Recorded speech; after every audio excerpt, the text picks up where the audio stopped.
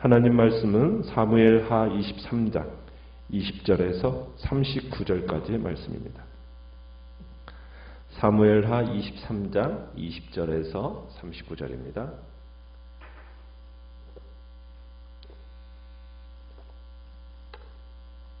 사무엘하 23장 20절입니다. 또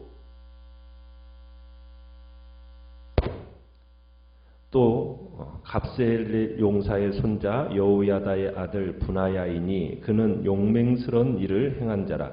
일찍이 모압 아리엘의 아들 둘을 죽였고 또 눈이 올 때에 구덩이에 내려가서 사자 한 마리를 쳐 죽였으며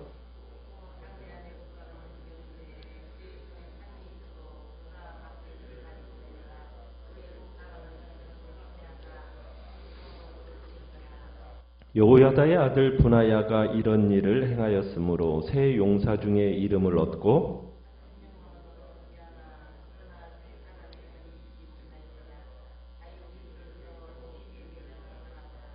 요압의 아우 아사엘은 30명 중에 하나요. 또 베들레헴 도도의 아들 엘하난과 발디 사람 헬레스와 드고아 사람 이게스의 아들 이라와 아호와 사람 살몬과 느도바 사람 마하레와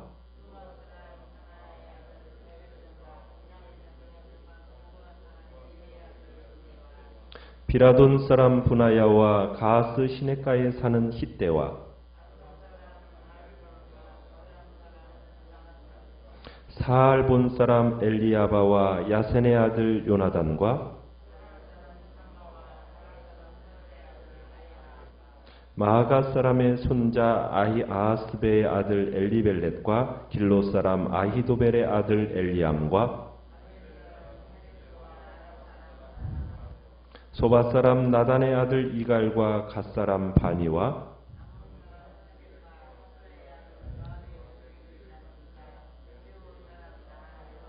이델 사람 이라와 이델 사람 가렙과 햇사람 우리아라. 이상 총수가 37명이었더라. 아멘. 오늘 말씀의 제목은 충성스러운 동역자들이라는 제목으로 말씀을 나눕니다. 우리가 다윗의 승리는 다윗 혼자만의 승리가 아니라고 말씀을 드렸습니다.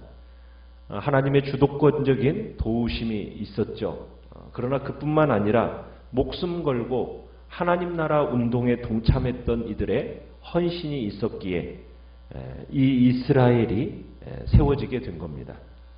이들의 용기, 인내, 헌신, 충성 이런 것이 없었다면 다윗은 이스라엘이라는 하나님의 나라를 제대로 세우지 못했을 것입니다.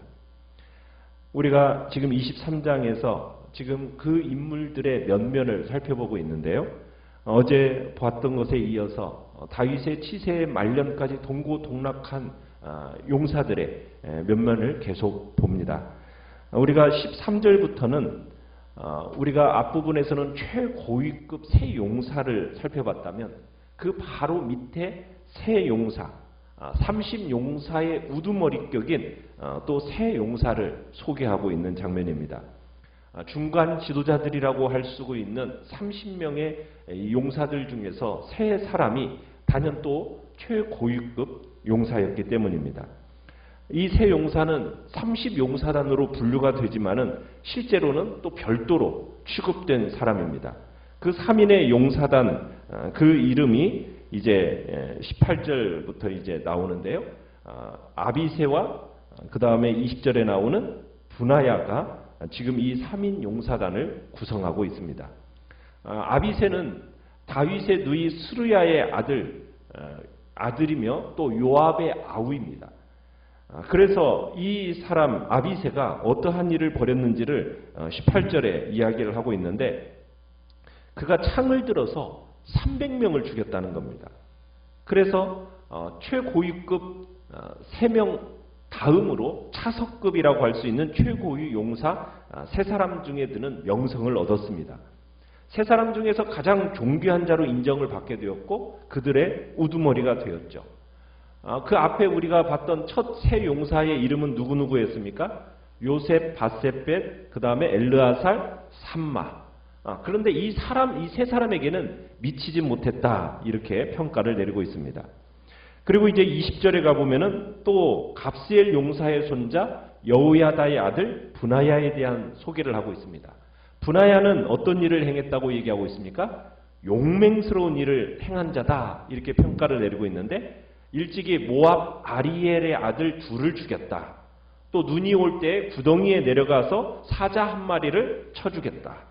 또 장대한 애굽 사람을 죽였는데 특히 손에 막대기만 딱 들고 가가지고 그 사람을 애굽 사람을 제압하고 그 애굽 사람의 손에서 창을 빼앗아서 그 창으로 그를 죽였다.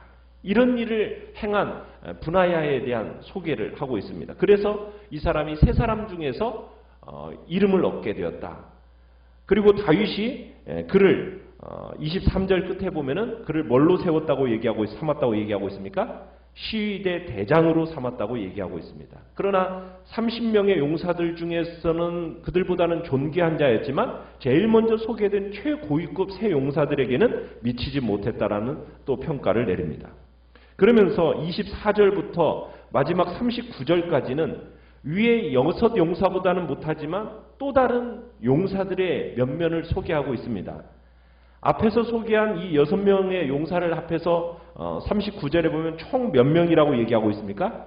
37명의 용사가 다윗을 보좌한 셈입니다. 이 30명 용사의 이제 면면을 이렇게 살펴보면은 이 다윗의 용사단은 한 지역에만 치우쳐진 사람이 아닙니다. 그리고 이스라엘에게만 있는 용사들이 아니라 다국적 연합 정예 용사라는 것을 우리가 볼 수가 있습니다. 이 명단을 이렇게 기록한 순서를 보면 먼저는 지파별로, 지역별로 이렇게 일정한 순서를 따라서 기록한 걸로 볼 수가 있어요. 처음 10명은 유다 베들레헴 부근 출신 사람들입니다.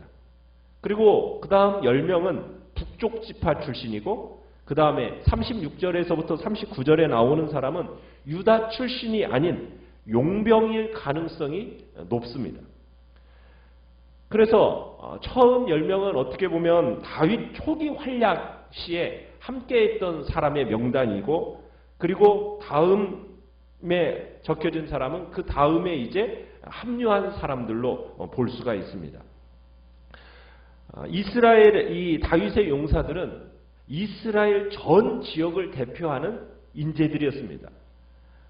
우리가 드고아 사람 26절에 보면 드고아 사람 이게스라는 표현을 쓰고 있는데 드고아가 어디에 있느냐면 이스라엘의 남부 지역입니다. 그러니까 그 남부 지역에서부터 시작해서 그 다음에 베냐민 사람이라고 나와 있죠. 29절에 보면 베냐민 자손에 속한 기브아 사람이라고 얘기하는데 기브아는 어디냐? 이스라엘의 중부 지방입니다. 그리고 이제 요단 동편의 갓지파의 땅, 요단강 건너편이죠. 그 갓지파 땅에 이르기까지 전 이스라엘 지역의 용사들을 모아서 정예군을 육성하고 유지했다라는 걸 볼 수가 있습니다. 그러니까 다윗의 통일 왕국은 전 이스라엘 지역 대표급 용사들에 의해서 이루어진 성취라는 것을 우리가 생각할 수가 있는 겁니다. 그러면서 또한 우리가 보게 되는 게 다윗은 또 어떤 사람들을 함께 이야기하고 있느냐? 암몬 사람 37절에 보면 암몬 사람 그죠? 암몬 사람 셀렉 그렇게 얘기를 하고 있고 39절에 보면 39절에 보면 헷 사람 우리야 이렇게 얘기를 해놓고 있습니다. 또 위에 올라가 보면은 소바 사람이라는 또 이야기가 나오고 마하가 사람의 손자라는 이야기가 나오듯이 이 사람들은 이스라엘 출신이 아니라 아람 출신 여러 이제 외국 용사들까지도 지금 다윗의 휘하에서 지금 이 포섭되어 일하고 있음을 보게 됩니다.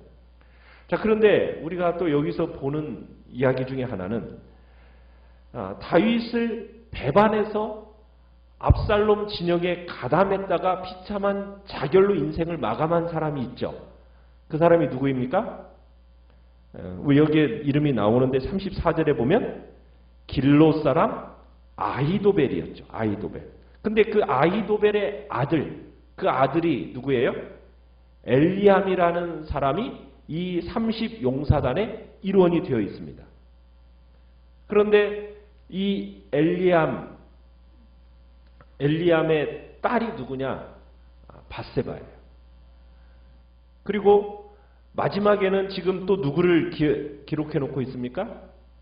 39절의 마지막에 보면 햇사람 우리아를 기록해 놓고 있죠. 그러니까 이 속에서 우리가 다윗이 지었던 그 죄악, 밧세바의 그 죄악이 얼마나 심각한 죄악이 있는지를 다시 한번 생각나게 하는 겁니다.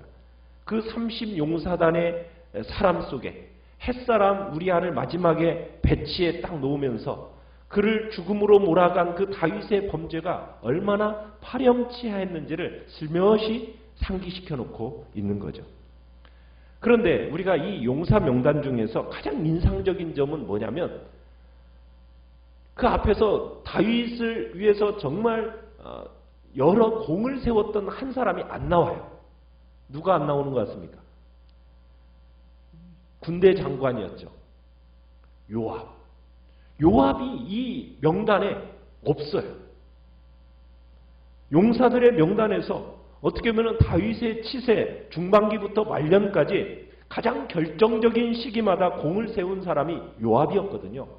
그런데 이 요압이 이 명단에서 빠져 있습니다. 참 놀라운 일입니다. 우리가 확실하게 말할 수는 없겠지만 정치적인 이유도 있었을 거예요. 그리고 이 요압이 이 용사 명단에서 누락된 이유 중에 하나는 마지막을 그의 인생에 있어서 잘못했어요. 끝을 잘못 맺었어요. 그게 뭔지 아십니까? 요압이 솔로몬을 선택하는 대신에 학깃의 아들 아도니아를 지지하게 됩니다. 그리고 이 요압이 마지막 어떻게 됩니까? 그 솔로몬에 의해서 죽임을 당하게 돼요. 그러면서 그가 일평생 세웠던 공훈이 삭제가 되어버려요. 그리고는 급기야 다윗의 용사 명단에서 누락까지 돼버려요. 참 여러분, 하나님 나라의 명예의 정당에 이름이 기록된다는 것은 참 명예로운 일입니다. 그죠? 그런데 이 명단에 주인공의 이름만 기록되는 건 아니에요. 하나님의 나라를 위해서 헌신한 사람들, 곁에서 도왔던 사람들, 하나님은 그 사람들의 영광스러운 이름들을 빠짐없이 기록해 놓으십니다. 그들의 지위와 그들의 신분과 상관없이, 심지어는 민족을 초월해서 이름도 빛도 없이 다윗과 그 왕국을 위해서 충성했던 그 사람들의 이름들을 하나님은 기록해 놓으십니다. 구름같이 둘러싼 허다한 증인들입니다. 세상이 감당치 못할 사람들입니다. 그러나 그 충성은 언제까지 충성을 해야 됩니까? 끝까지. 마지막의 배신은 그의 이름이 사라지게 만들어요. 우리가 주님 앞에서 정말 이 땅을 살아갈 때 주님을 향한 헌신과 충성됨이 주님 앞에서 중요합니다. 그런데 그 충성됨이 언제까지요? 마지막까지 중요해요. 마지막까지. 오늘을 사는 우리에게 있어서 참으로 믿음을 도전하는 내용이요. 정말 우리의 용기와 헌신과 충성을 고무시키는 내용입니다. 다윗 왕국에 의해서 다윗 홀로 싸운 싸움이 아니요, 홀로 감당할 수 있는 나라가 아니었습니다. 다윗에게는 이러한 충성된 용사들이 있었기 때문에 그 나라가 세워질 수 있었던 겁니다. 하나님 나라의 역사도 마찬가지입니다. 혼자 잘한다고 되는 게 아닙니다. 충성된 동역자들이 있었고 그들이 얼마나 있느냐에 그 나라가 달려있는 거죠. 좋은 군사는 자기를 귀하게 여기고 받아주는 주인에게 충성합니다. 우리는 내가 먼저 예수 그리스도의 좋은 군사로서 우리가 세워져야 될 것입니다. 주님 앞에 우리의 충성됨과 헌신과 그분을 향한 그 용기, 주님 앞에 참으로 끝까지 드리며 나아가시길 바랍니다. 하나님의 나라를 위해 정말 일할 많은 동역자들이 주의 교회 안에 생겨지도록 허락해 주시도록 기도하십시오. 그리고 그들과 함께 한 마음이 되어서 주님을 위해 싸우게 해달라고 이 시간 주님 앞에 또한 기도하며 나가시길 바랍니다. 말씀을 생각하면서 기도하시고요.